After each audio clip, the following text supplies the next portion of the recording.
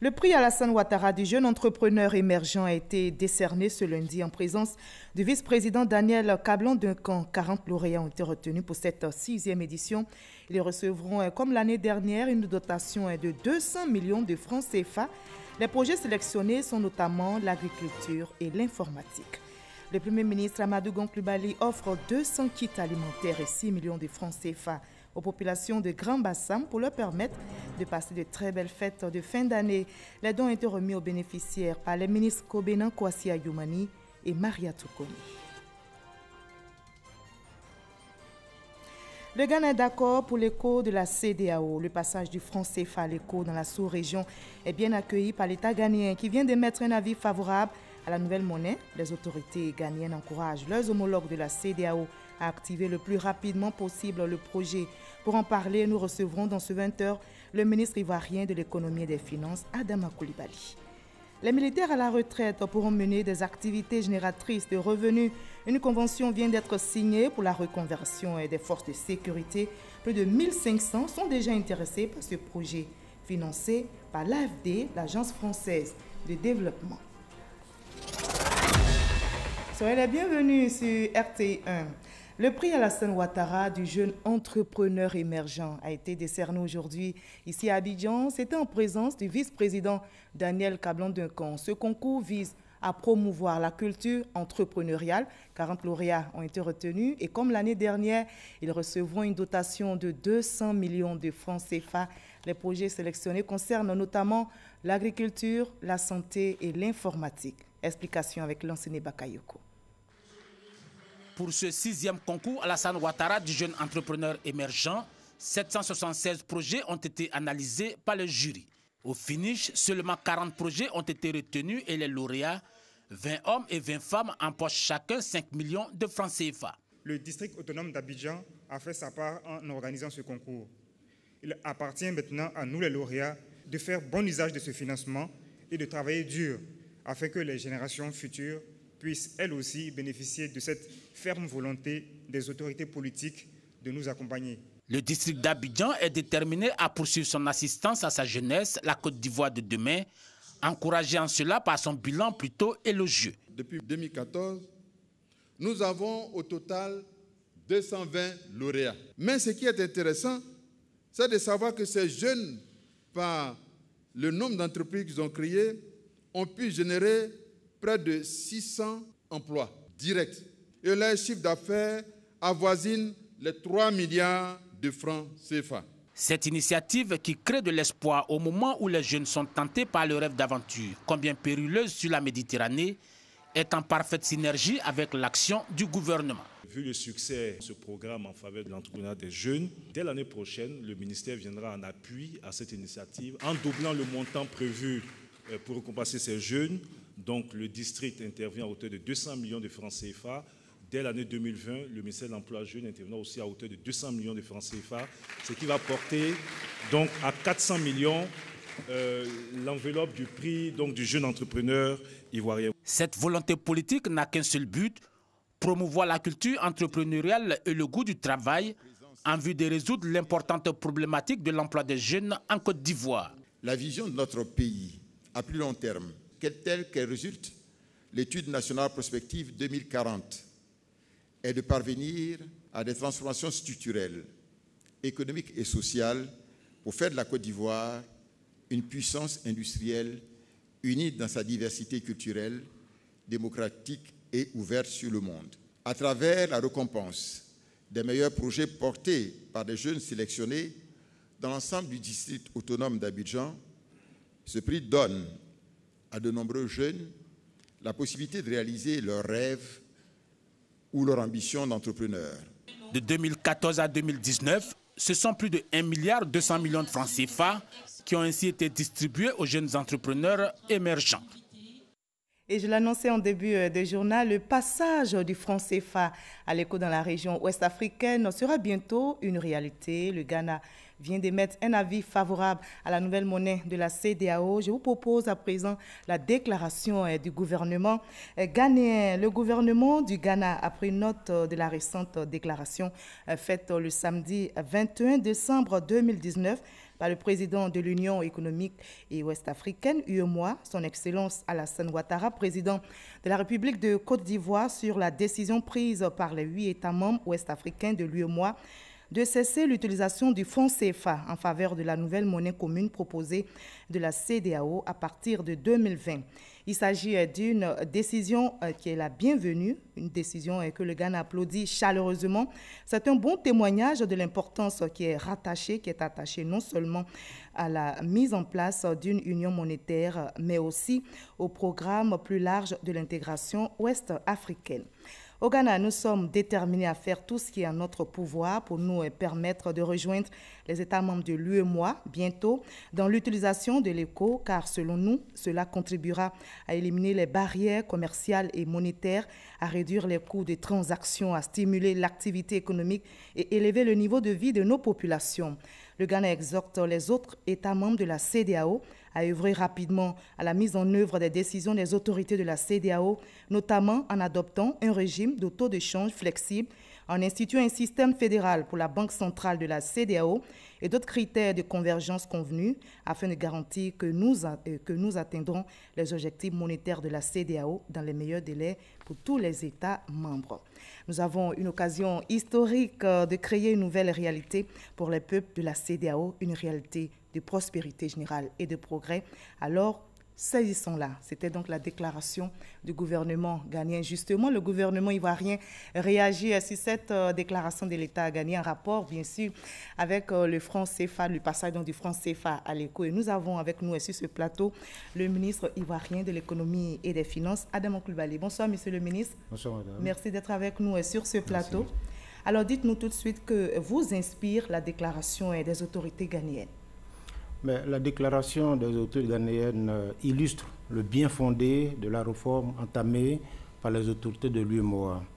Et le Ghana et ses autorités s'engagent effectivement à rejoindre les pays de l'UEMOA pour mettre en œuvre cette réforme, notamment l'utilisation de l'éco comme monnaie de l'espace UEMOA et ensuite l'espace CEDEAO. La déclaration revient sur les effets positifs de cette réforme. Vous l'avez mentionné, il s'agit d'éliminer les barrières commerciales et monétaires. Il s'agit également de réduire les coûts de transaction.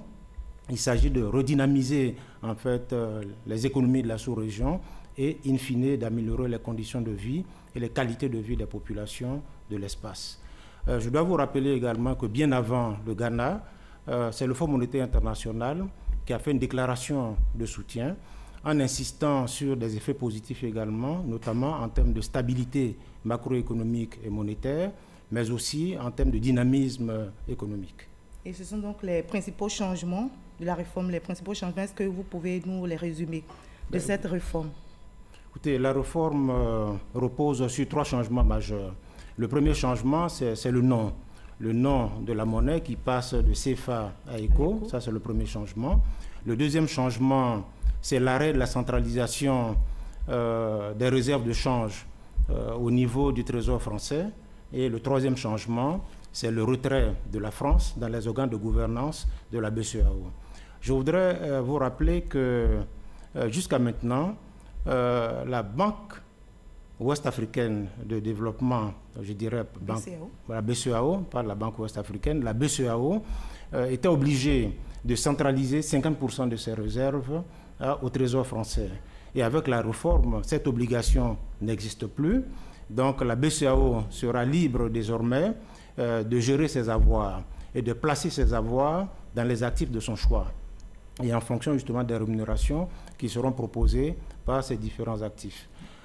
Jusqu'à maintenant également, il y a que la France était présente, en tout cas dans les principaux organes de gouvernance de la Banque centrale, en l'occurrence le Conseil d'administration, le Comité de politique monétaire et la Commission bancaire.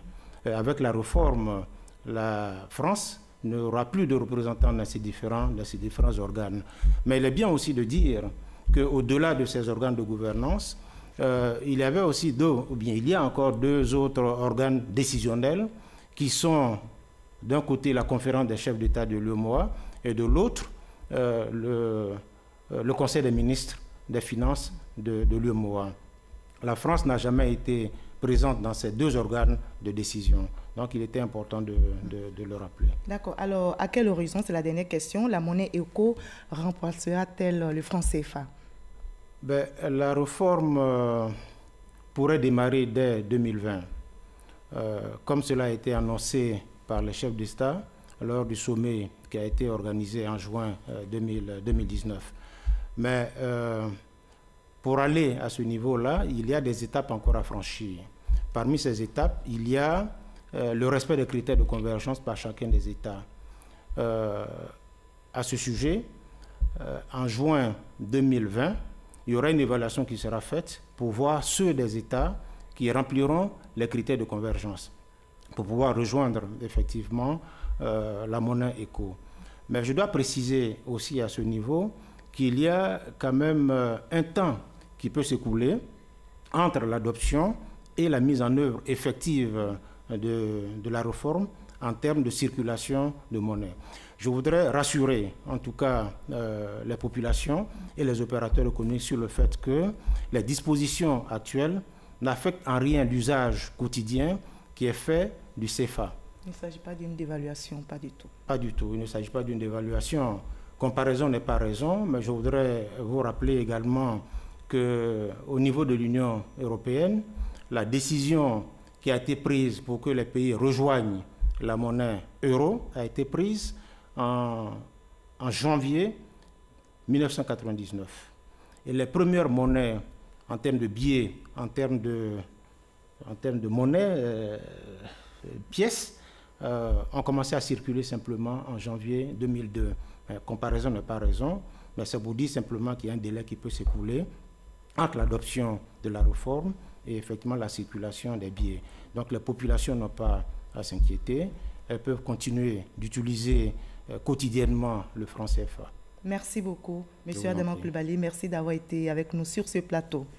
Vous restez pour le moment avec nous. On va se rendre du côté de la ville historique de Grand-Bassam où les populations ont le sourire en cette fin d'année. Le Premier ministre Amadou Gon Coulibaly vient de leur offrir 200 kits alimentaires et 6 millions de francs CFA pour leur permettre de passer de très belles fêtes. Les dons ont été remis aux bénéficiaires par les ministres Kobenan Kwasi Adjoumani et Mariatou Kone. La délégation ministérielle remet au nom du Premier ministre Amadou Gon Coulibaly 2000 kits alimentaires et 6 millions de francs CFA aux populations de Grand-Bassam. Par ces dons, le Premier ministre apporte un soutien matériel et financier à ces populations en cette période de fête de fin d'année. On tient à dire merci au Premier ministre. C'est pour une première fois dans l'histoire Grand-Bassam en fin d'année de recevoir des kits alimentaires. Vraiment, population de Bassam, on est très content de recevoir ces kits. Le Premier ministre est un véritable père de nouvelles pour les Bassamois. À chaque événement malheureux ou heureux, il vient soulager les populations. Et nous sommes très contents du don et nous remercions du fond du cœur le Premier ministre et le Président de la République. La délégation ministérielle, conduite par le ministre Kobenan Kwasi Adjoumani et Mariatou Kone, réitère le soutien du président Alassane Ouattara aux défavorisés. Vous savez, il n'y a pas longtemps, nous étions ici au nom du Premier ministre pour soutenir les familles qui étaient meurtries par tout ce qui s'est passé, le sinistre dû au fait des eaux de pluie. Aujourd'hui, ce n'est plus du sinistre, c'est la fête. Et le Premier ministre entend parler son cœur en faisant des dons. Et nous sommes heureux et fiers d'y avoir participé, Madame la ministre et moi.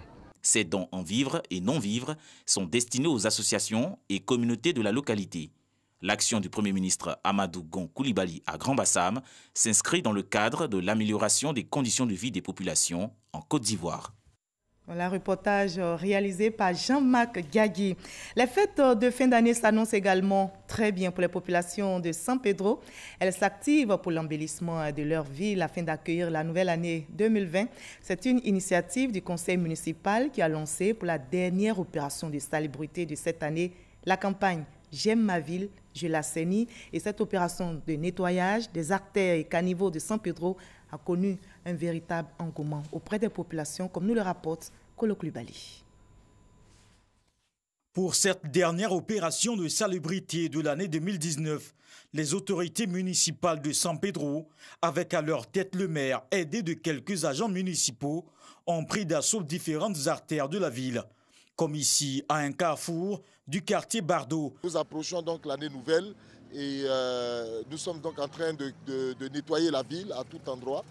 Il faut pouvoir donc être dans un environnement sain pour mieux fêter. Les rues sont balayées un peu partout et les caniveaux curés pour permettre l'évacuation des eaux usées bloquées par des déchets solides comme ces plastiques. Les riverains, eux, ne se sentent pas concernés par l'assainissement de leur propre cadre de vie. Ils sont plutôt des spectateurs. Le Rwanda a réussi parce qu'il y avait la police derrière. C'est dommage. Nous avons pris un an pour sensibiliser. Maintenant, nous allons donc passer à la phase de répression et la répression donnera son résultat. On a un canal qui a été totalement occupé par les populations qui ont construit dans le canal, empêchant les eaux de couler en saison de pluie et créant donc des sinistres. Donc nous avons donné donc des instructions pour que ce canal soit ouvert totalement. Malheureusement, certaines maisons vont partir, mais bon, on n'a pas le choix. L'assainissement de la ville de San Pedro dans le cadre de l'opération J'aime ma ville, je l'assainis va s'intensifier en 2020 à travers l'ouverture de voies et de canals pour donner à cette ville portuaire fière allure. Et la propriété, c'est aussi la santé. Le ministre de l'Emploi et de la Protection sociale porte à la connaissance des populations vivant en Côte d'Ivoire que le mercredi 1er janvier 2020 est déclaré jour férié et chômé sur toute l'étendue du territoire national. Et justement, bonne fête de fin d'année pour les militaires à la retraite. Ils pourront mener des activités génératrices de revenus. Une convention a été signée pour la reconversion des forces de sécurité. C'est aujourd'hui même en présence du ministre d'État, ministre de la Défense, Ahmed Bakayoko. Plus de 1500 sont déjà intéressés par ce projet financé par l'AFD, l'Agence française de développement. On retrouve Kolo Kulibali. Cette signature de convention marque le début d'une phase importante de la loi de programmation militaire, la reconversion des corps habillés qui partent à la retraite normale ou anticipée. Un projet qui voit le jour grâce à l'Agence française de développement à travers le contrat de désendettement et de développement. Selon le lieutenant-colonel Danho Eric, responsable du bureau d'accompagnement à la reconversion des militaires, déjà plus de 1500 inscrits, les premiers reconvertis seront en activité à partir de mars 2020. Les partenaires techniques et financiers sont aussi à la tâche. Ce rôle d'appui qui se matérialise concrètement aujourd'hui, avec la signature des différentes conventions de partenariat, doit être le point de départ d'une coopération fructueuse et pleine de promesses.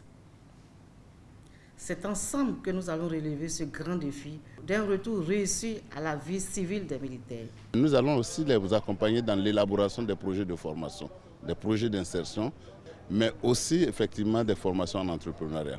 C'est un projet important pour la Côte d'Ivoire, une composante essentielle dans le développement du pays. C'est pourquoi le ministre d'État, ministre de la Défense, a dit sa détermination à veiller au succès de cette mission. Le président Alassane Ouattara a insisté pour que nous puissions protéger les militaires, que nous puissions protéger les hommes et les femmes qui ont servi sous le drapeau et qui ont protégé chacun de nous.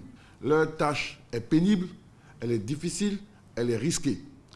Et donc, c'est une responsabilité nationale que de veiller qu'à la fin de ce service-là, nous puissions les aider à une bonne reconversion. Mener les activités de son choix une fois à la retraite, les pays développés accordent une place de choix à cette reconversion des militaires. La Côte d'Ivoire s'y met, offrant ainsi une autre vie à ses corps habillés. Dans l'actualité nationale également, le groupe parlementaire RHDP du Sénat se prononce sur l'actualité sociopolitique en Côte d'Ivoire. Une déclaration qui intervient après les derniers événements. Le groupe parlementaire indique que la justice doit faire son travail et appelle également à la promotion de la paix et de la cohésion sociale. Nous écoutons la déclaration des sénateurs RHDP au micro d'Herman Divi. Notant avec satisfaction que depuis l'avènement du président Alassane Ouattara à la tête de la Côte d'Ivoire, le pays connaît des succès économiques et diplomatiques tangibles, ainsi que la paix retrouvée. Le groupe parlementaire RHDP au Sénat s'indigne de l'attitude de l'ex-président de l'Assemblée nationale à vouloir réveiller les vieux démons, condamne avec fermeté ces manœuvres subversives et antidémocratiques susceptibles de porter atteinte à la sécurité, la paix et la cohésion nationale. Apporte son soutien indéfectible au président de la République de Côte d'Ivoire dans sa politique de construction d'une nation de paix, belle et réconciliée. Exhorte tous les acteurs politiques à la retenue afin que notre pays poursuive sa marche vers son développement radieux. Soutient fortement l'engagement du chef de l'État pour l'organisation d'élections démocratiques, inclusives et paisibles en 2020.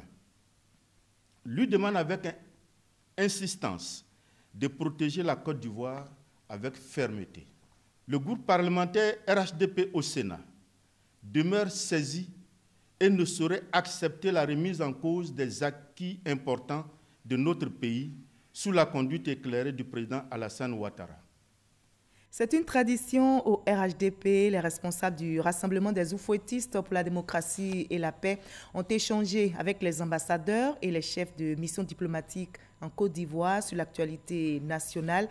La rencontre s'est déroulée ici à Cocody. Le directoire du RHDP a fait le point sur le mandat d'arrêt lancé contre l'ancien président de l'Assemblée nationale, Guillaume Soro. Le reportage est signé Sidonie Davila. Détournement de deniers publics, découverte d'armes, retour manqué de l'ex-président de l'Assemblée nationale, Guillaume Soro. Ce qui fait l'actualité du moment fait l'objet d'une rencontre d'échange entre la direction du RHDP et le corps diplomatique en Côte d'Ivoire. Nous avons eu l'opportunité donc de partager avec eux cette grave situation que nous vivons depuis le 23 décembre dernier. Fort heureusement, l'efficacité de l'action gouvernementale, l'anticipation en matière donc de sécurité a payé. Et nous avons vu également comment le gouvernement a réussi donc, à rassurer les Ivoiriens et à permettre aux Ivoiriens de passer une fête de Noël dans d'excellentes conditions et dire que cette situation sera maintenue. Il était important donc que nous puissions aujourd'hui même rencontrer les ambassadeurs, les chefs de mission accrédités en Côte d'Ivoire pour partager avec eux les informations en notre possession, mais surtout pour les rassurer. Depuis quelques mois, le Rassemblement des oufouettistes pour la démocratie et la paix multiplie les échanges dans le cadre de cette plateforme d'information et de partage dans un but bien précis.